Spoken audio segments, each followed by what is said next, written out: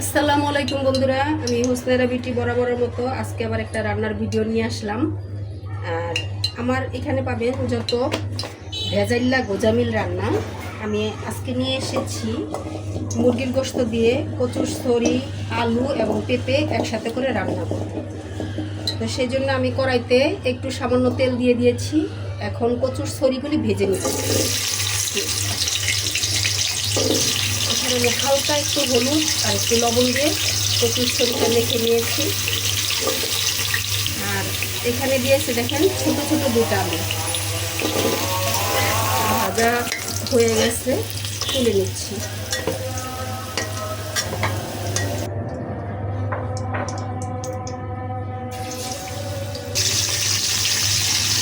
আজানের জন্য কথা বললাম না।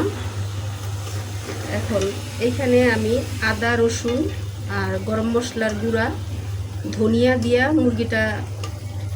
মুরগির গোশতটা মেখে রেখেছিলাম অনেকক্ষণ, সেটা এখন ভেজে নিব নিয়ে। আর ঘরে হঠাৎ করে একজন প্রতিবেশী আসাতে একটু দেরি হয়ে গেল, আমার সবজিটাও ভাজা বেশি হয়ে গেছে, কিছু করার নাই। ভাজা হয়ে গেছে, একদম মশলা মাখা মাখা হয়ে গেছে, এখন তুলে নিব। আমি আসলে সচরাচর মুরগির গোশত রান্না করি ম্যারিনেট করে রেখে তারপরে কষিয়ে রান্না করি, আর কিছু কিছু ক্ষেত্রে এভাবে ভেজে রান্না করি। আমার কাছে মনে হয় কষিয়ে রান্না করলে ভালো লাগে, যদিও আমি মুরগির গোশত খুব একটা বেশি পছন্দ করি না বা খাইও না, কিন্তু বাচ্চাদের জন্য তো রান্না করতে হয়, ওরা পছন্দ করে, তাই রান্না করি মাঝে মধ্যে। গোশত তুলে নিলাম, এখন আরেকটু তেল দিয়ে দিচ্ছি, পেঁয়াজ কুচি,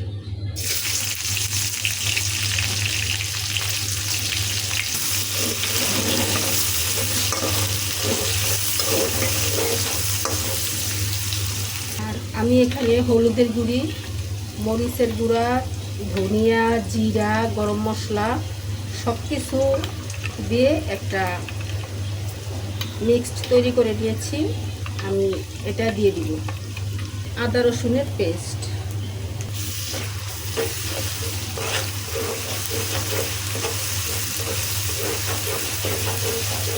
দিয়ে দিচ্ছি মিক্সড মশলা, মিক্সড। বিসমিল্লাহ।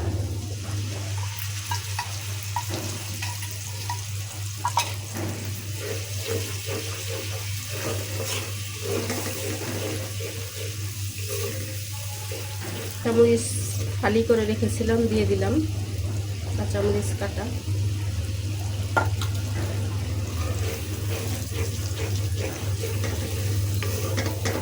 মশলাটা আর একটু ভালো করে সিদ্ধ হওয়ার জন্য একটু পানি দিয়ে দিচ্ছি।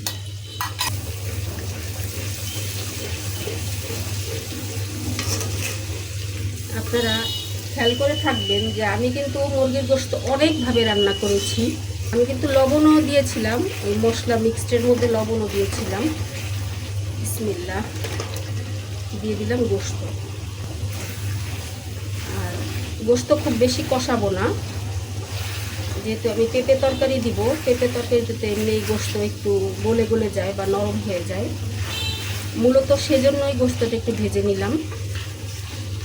দিচ্ছি পেঁপে, খুব বেশি কষালাম না।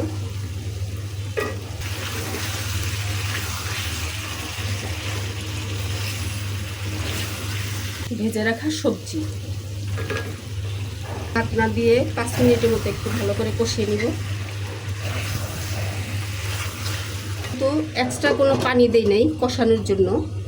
এই সবজি থেকে যতটুকু পানি উঠবে অতটুকু যা কষানো হবে হবে, তারপর আমি এক ঝোল দিয়ে দেব। বিসমিল্লাহ। কষানো হয়ে গেছে। আমার বাচ্চাদেরকে এভাবে দিলে ওরা খেয়ে নেয়, সেই জন্য আমি এভাবে রান্না করে দিই ওদেরকে। যার যার বাসার রুচি অনুযায়ী তারা রান্না করবেন। হইতে থাকুক, আসছি 20 মিনিট পর। আলহামদুলিল্লাহ, রান্না প্রায় শেষের দিকে। এখন দিয়ে দিব ভাজা জিরার গুঁড়া, দেখেছেন রাস্তার পাশে বাড়ি হলে কত সমস্যা, এত নয়েজ, কিচ্ছু করতে পারি না, ভালো লাগে না এত শব্দ। ভিডিও এখানেই শেষ করছি, যদিও আরও কিছুটা সময় রান্না করে নিব, কিন্তু আমি আপনাদের কাছ থেকে বিদায় নিচ্ছি। সবাই ভালো থাকেন, সুস্থ থাকেন, আল্লাহ হাফেজ।